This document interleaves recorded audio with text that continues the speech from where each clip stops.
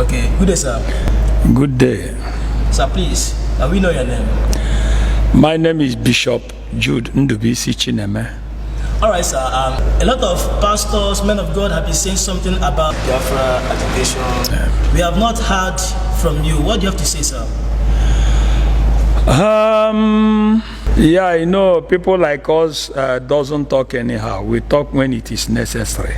The Biafra agitation is something the Lord revealed to me many years ago, about 26, if not 27 years ago. That was on 4th September 1994, the day I wedded at Terevin Hotel by Okigwe Road, Aba. In that my wedding ceremony, the chairman of the wedding was Dr. Teddy Ezrim, the owner of Blessing Clinic, 97 or 95 Port Harcourt Road, Aba. It was then that the Lord showed to me, revealed to me, crowd heading to Umuahia. So when I now saw the crowd heading to Umuahia, I said, this crowd from where? The Lord told me that it was Biafra restoration. I saw Biafra flag. And God openly told me that the man that will bring Biafra will come from Umuahia. That was 4th September 1994. So I now said that thing in the public. Dr. Ezrim laughed. He said one night that why this Biafra prophecy, that Biafra will not come back again. I told Dr. Ezrim that was actually what God revealed to me, restoration of Biafra, 4th September 1994. By that time, Owazirike has not come up with something like Biafra agitation. So years later, Owazirike now came up with Biafra agitation. The Lord told me that Biafra will not come through Owazirike. Do you get the point? So later, Nnamdi Kanu now came up with Biafran agitation. And the Lord told me vividly that Biafra will come through him. So that was why when people criticize him, people say something about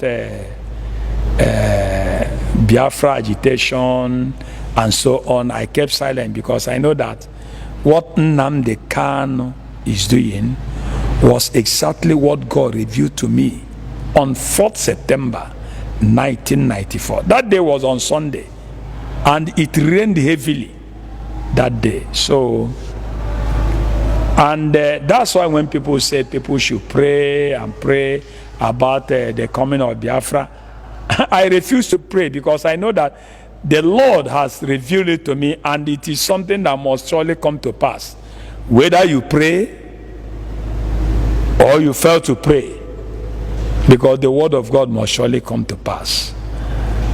And to me, like what God now spoke to me, this is what Nnamdi Kanu was born for. God sent him into this planet for that purpose. So whether my prayer or not my prayer, it must surely come to pass. Thank you. All right, thank you, sir.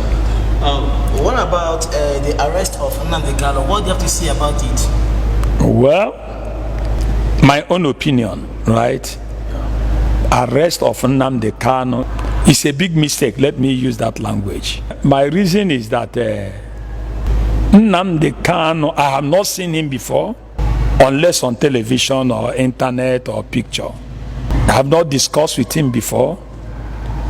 But the Lord made me to understand that that guy is such a man that anything he wants to do, nobody on earth can discourage him unless God.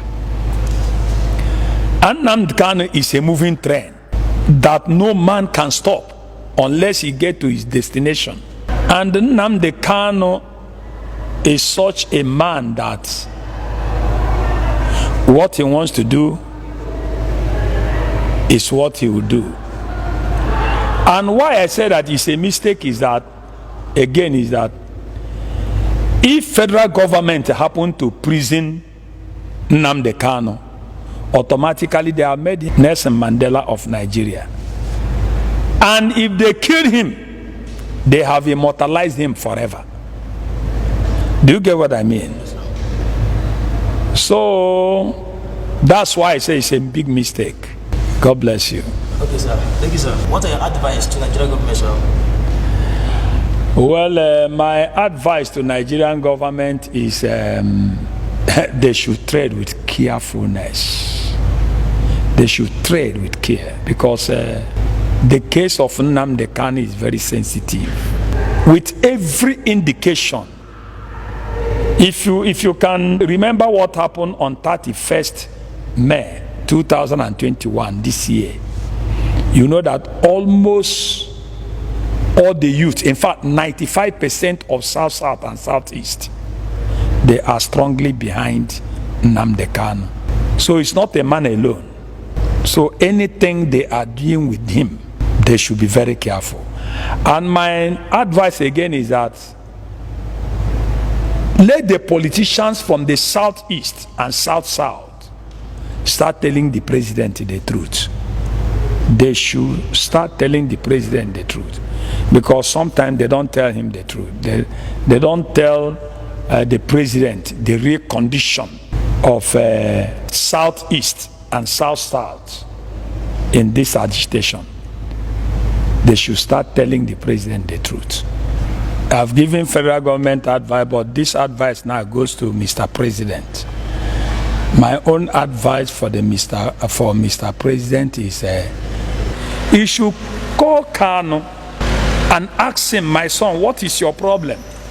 Then, if eventually Kanu tables all his problems before the president will say, my son, I can do this, but I cannot be able to do this. I think dialogue is the best way to follow Kanu. Okay, so what are your advice for the agitators? My advice for the agitators is that they should follow the rule of law in agitating. They should understand that whatever God had destined must take place. From the revelation given to me by God, 4th September 1994, Biafran nation will come through a man from Omaya. Thank you.